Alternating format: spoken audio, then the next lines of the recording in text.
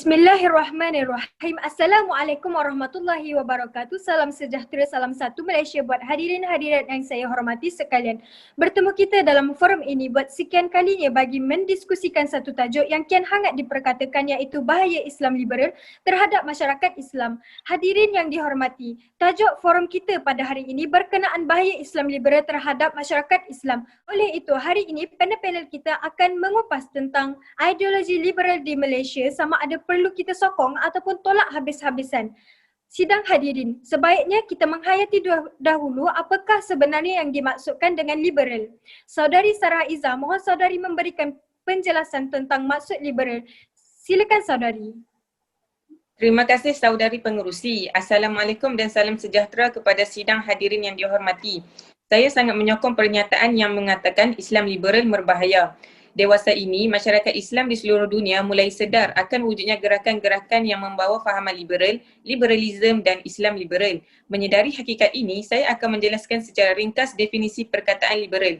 Dari sudut etimologi, perkataan liberal berasal daripada bahasa Latin liberis, yang antara lain bermaksud kebebasan dan sifat seorang yang merdeka, atau daripada perkataan liber yang membawa makna bebas dan tidak terikat atau terkongkong. Sewaktu kurun ke-16 dan 17, liberal digunakan merujuk kepada kebebasan daripada sebarang kekangan dalam pengucapan dan tindakan.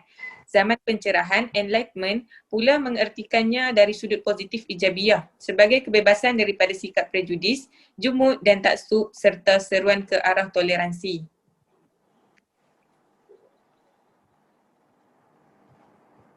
Sidang hadirin, demikian tadi penjelasan berkaitan definisi liberal yang pada pandangan saya merupakan penjelasan yang menarik daripada saudari ahli panel pertama. Seterusnya saya mohon penjelasan daripada ahli panel kedua, saudara Tengku Hafiz, tentang persoalan apakah yang menyebabkan Islam liberal itu berbahaya seperti yang dinyatakan dalam tajuk forum kita. Untuk pengetahuan hadirin, mengapa Islam liberal sangat berbahaya adalah kerana wujudnya golongan modernis yang membawa agenda reformasi Islam dengan membawa idea barat dan merombak ajaran Islam. Golongan liberal mahu cara berfikir dan hidup mereka diwariskan serta disebarkan kepada generasi muda tanpa mengetahui mereka sebenarnya bukan sahaja keliru, bahkan menganggap berada di pihak yang benar. Mereka tidak membaca karya ulama dan ilmuwan Islam tetapi membaca karya golongan modernis serta liberal. Malah mereka menuduh ilmuwan Islam sebagai jumud dan keras kerana tidak mahu mengubah ajaran Islam untuk disesuaikan dengan kemodenan barat. Terima kasih atas penjelasan daripada panel kedua kita. Dipersilakan ahli panel ketiga untuk membangkang apa yang diperkatakan oleh mereka. Silakan saudari. Terima kasih atas penerangan saudara panel kedua. Saya membangkang apa yang diperkatakan oleh panel kedua. Gerakan Islam liberal mempunyai penyokong yang kuat. Hal ini kerana mereka mempunyai motif dan tema utama pemikiran Islam liberal. Menurut Uli Absar Abdallah, gerakan Islam liberal muncul untuk menjadi neraca bagi menyeimbangkan wacana kewajipan dan kebebasan dalam Islam.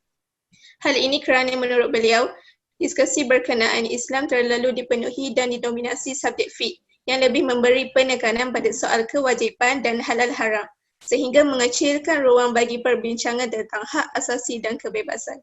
Beliau turut menyanggah konsep penciptaan manusia untuk menyembah dan mengabdikan diri kepada Tuhan. Kerana konsep ini dianggap memberi konotasi bahawa manusia dan Tuhan itu adalah berseteru antara satu sama lain, maka manusia mesti ditundukkan. Beliau menyatakan bahawa tujuan tertinggi penurunan agama ialah bagi mengangkat martabat kemanusiaan. Kerana fokus pertama dalam agama ialah manusia itu sendiri, bukannya semata-mata dari Tuhan. Oh, begitu pula pandangan ahli panel ketiga. Jadi, ahli panel keempat, saudari Putri An-Nur, adakah anda ingin menyokong apa yang diperkatakan oleh ahli panel ketiga? Betul apa yang diperkatakan oleh ahli panel ketiga.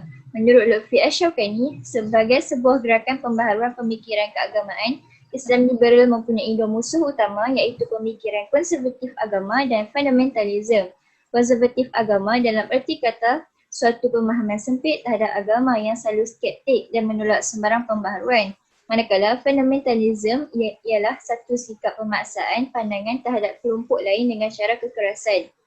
Bagi beliau, kedua-dua aliran konservatif dan fundamentalis ini merupakan antitesis kepada gerakan Islam liberal yang amat menitik beratkan kepelbagaian pandangan, pembukaan pintu ijtihad, hak asasi manusia, kebebasan dan lain-lain nilai yang menjadi rukun kepada aliran liberal. Tambah beliau, gerakan Islam liberal bukanlah satu fenomena baharu, namun ia telah berwujud sejak zaman pembaharuan pada awal abad ke-19. Ia merupakan satu gerakan untuk membebaskan umat Islam daripada belenggu kejumudan dan keterbelakangan yang diakibatkan oleh fahaman konservatisme dan fundamentalisme agama. Saya ada soalan untuk panel pertama. Adakah perlu masyarakat kini untuk berfikir secara rasional dan tepat dalam mengetahui pelbagai bentuk pemikiran baharu pada zaman kini? Ya, semestinya apabila tidak boleh berfikir dengan betul dan tepat, maka terjadi dua ekstrim, iaitu satu pihak beranggapan Islam menolak langsung peranan akal dan logik hingga berpendapat tiada rasionaliti dalam Islam. Di sebelah pihak satu lagi mula berfikir tetapi disebabkan tanpa panduan awal kaedah pemikiran Islam, mereka mengambil pemikiran ekstrim seperti skeptik, sinikal dan liberal. Sidang hadirin yang dihormati sekalian, saya tidak menyangkal pandangan rakan-rakan ahli panel. Justru saya ingin menyimpulkan secara keseluruhannya. Gerakan liberalisme ini merupakan fahaman falsafah yang memisahkan agama dengan soal kehidupan duniawi serta menolak prinsip-prinsip agama dan moral dan ianya dapat dikaitkan dengan sekularisme. Agama Islam menolak sekularisme kerana agama dan kehidupan tidak dapat dipisahkan. Buktinya, tamadun Islam didirikan berasaskan akidah, syariah dan akhlak. Kita juga wajib mempercayai unsur metafizik seperti Tuhan, roh, akhirat, syurga dan neraka. Tambahan pula, pengaruh liberalisme bukan pengaruh baru.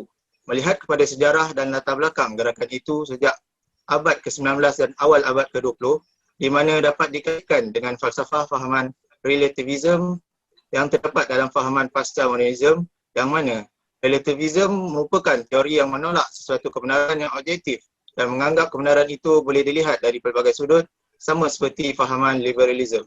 Akhir kata, menjadi tanggungjawab bagi setiap Muslim untuk berhati-hati daripada terjebak dengan pemikiran Islam liberal ini.